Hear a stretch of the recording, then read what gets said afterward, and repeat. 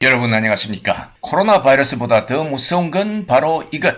코로나 바이러스보다 더 무서운 건 과연 무엇이겠습니까? 바이러스 전염 속도가 빨라지고 공간적 범위도 세계적으로 확대됨에 따라서 인종차별적 분위기도 확산되고 있는 실정입니다. 아시아에서 살고 있는 많은 아시아인들과 그들의 자손들은 walking pathogens, 즉 걸어다니는 병균 취급을 받고 있다고 토로합니다. 상당수의 세계 언론 매체들은 중국인이라고 꼬집어서 말하지 않고 그냥 에이지언이라고 말하는 경향이 있습니다. 영국의 유력 언론 가디언은 다음과 같은 신뢰를 전하고 있습니다. 런던에 살고 있는 영국과 중국 혼혈 언론인이 버스에서 자리를 잡고 앉자 옆에 있던 한 남자가 급히 자리를 옮겨버렸다고 했습니다. CNN에 의하면 말레이시아 출신 런던 거주 중국인 복지사는 런던 버스에서 비슷한 경험을 했다고 합니다. 자신이 일하는 런던 학교에서 있었던 일인데 바이러스에 걸릴 줄 알면서도 왜 괴상한 음식을 자꾸 먹느냐 이런 질문을 받았다는 것이죠. 이러한 분위기는 세계 도처에서 벌어지고 있습니다. 캐나다에서도 중국 아이들이 놀림을 당하거나 왕따를 당했다고 전하며 뉴질랜드에서는 싱가포르 여성이 몰에서 인종차별적 놀림을 당했다고 말했습니다. CNN 홍콩에 의하면 지난 주말 프랑스 신문 일면에 얼굴 마스크를 낀 중국 여성의 사진 옆에 옐로우 얼러트, 즉 황색 경보, 아시아인 주의라고 크고 굵은 글씨체로 제목을 실었다고 합니다. 같은 신문에서 우한 바이러스 기사 위에다 뉴 옐로우 페럴, 즉 신종 황색 위험이라고 실었습니다. 옐로우 페럴, 즉 황색 위험이란 말은 서구에서 동아시아인들을 타겟으로 한 오랜 인종차별 이데올로기였습니다. 그런 말들은 아시아인에 대한 고정관념을 더욱 나쁘게 구체화시키고 있습니다. 황색 위험이란 말 때문에 당시 중국 이민 사회는 공경에 처하기도 했습니다.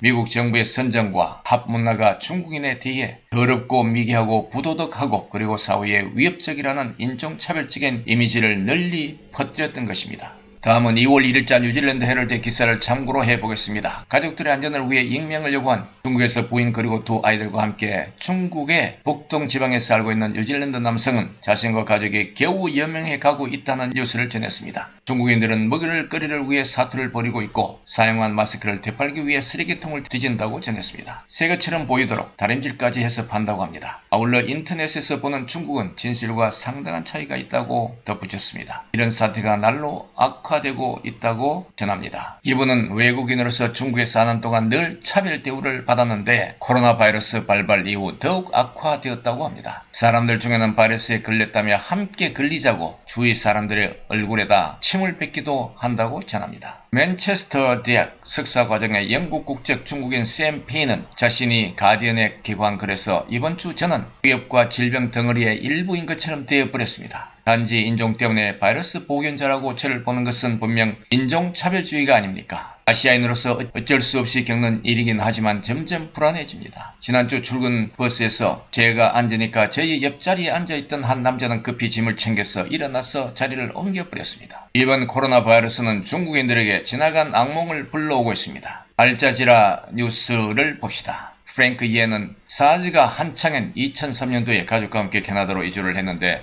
당시 6살이었다고 합니다. 반 친구들이 같이 놀기를 꺼려한 지난날을 회상했습니다. 학교에서 아이들은 You can't play with us because all Chinese people have SARS 라며 따돌림을 했다는 것이죠. 다시 말해서 모든 중국인은 사즈 전염병을 갖고 있기 때문에 우리는 같이 놀 수가 없어 라고 했다는 것입니다. 인종차별적 편견은 중국인들의 식생활과도 연관이 있다고들 합니다. 바이러스에 걸릴 줄 알면서도 왜 미련스레 박쥐 등을 먹느냐며 미개하다는 말을 서슴지 않고 있다고 합니다. 그렇지 않아도 그동안 중국인들은 무엇이든 다 먹을 수 있는 엽기적인 인간이라고 생각해오던 차에 우한 바이러스로 기존에 잠재하고 있던 생각이 수면 위로 떠오르고 불거지고 있다는 겁니다. 중국인들의 희귀한 요리로는 모기 눈알 요리, 제비집 수프, 야생 박쥐, 원숭이 골탕 등 수도 없이 많죠. 그만큼 중국에서는 역사적으로 먹고 사는 문제가 사회의 핵심 이슈가 되어 왔다는 것이죠. 중국인들은 희귀동물과 벌레나 곤충을 먹는 것이 자신들의 신분을 대변해 준다며 원숭이 골탕을 아무나 먹지 못한다는 말까지 자랑스레 하는 사람도 있었습니다. 인종차별보다 중국 공산당의 비민주적인 행태의 표출에 대한 세계인의 비판이 더 무서운 게 아닐까 생각됩니다. 우한의 의료 관계자들은 중국 정부는 코로나 바이러스 발생에 대해 완전 무방비 상태였으며 정부의 대응은 대혼란이었다고 비판합니다. 온라인 알자지라는 병원 청소부인 지앙고의 말을 전하고 있습니다. 1월 28일 텔레비전을 켜자마자 앵커들이 앞다투어 바이러스 퇴치를 위한 정부의 투명하고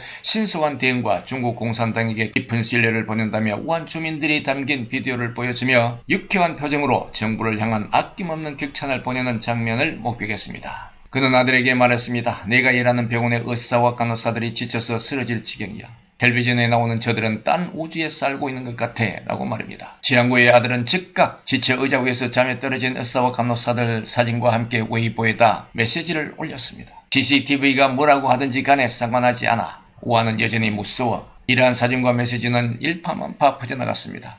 곡심한 미디어 통제에 대한 중국 공산당을 향한 강한 도발이었던 것입니다. 코로나 바이러스 발생은 작년 12월 말경이라고 알려져 있습니다. 그러나 현장에서 자신들의 눈으로 본 사실을 알린 의사들이 체포되기도 했었습니다. 그러나 1월 20일에서야 시진핑이 바이러스 확산을 막고 제때 정보를 제공하도록 하는 성명서를 발표했습니다. 그제서야 국가 미디어는 위험의 정도에 관해 보도하기 시작했던 것입니다. 1100만 우한 주민 중 500만 명은 타국이나 타지로 피신하고 그 속에 갇힌 600만 명은 정부의 늑장 대응으로 병원에서 적절한 치료를 받지 못함에 대해 여전히 불만을 토로했습니다. 지난 수요일에는 또 다른 웨이보 사용자가 병원홀에 들러있는 그녀의 할아버지를 포스팅했습니다. 제 할아버지는 3일 동안 발열을 했는데 받아주는 병원이 없어요. 정부는 우리를 죽게 내버려 둘 건가요? 라며 울분을 터뜨렸습니다. 사람들은 정부가 코로나 바이러스가 이미 인간과 인간 간에 전염되고 있다는 사실을 알고 있지만 요수는 여전히 그럴 가망성이 없다고 말한다고 거짓말을 하고 있다는 것입니다. 정부는 이에 대해서도 루머를 퍼뜨렸다는 이유로 8명을 체포했습니다. 주민들은 책임있는 정부가 할 일이 아니라면서 비난하고 나섰습니다. 또 다른 젊은이는 1월 30일 날 비디오를 올리면서 이 비디오를 올린 후에 체포될지도 모릅니다. 하지만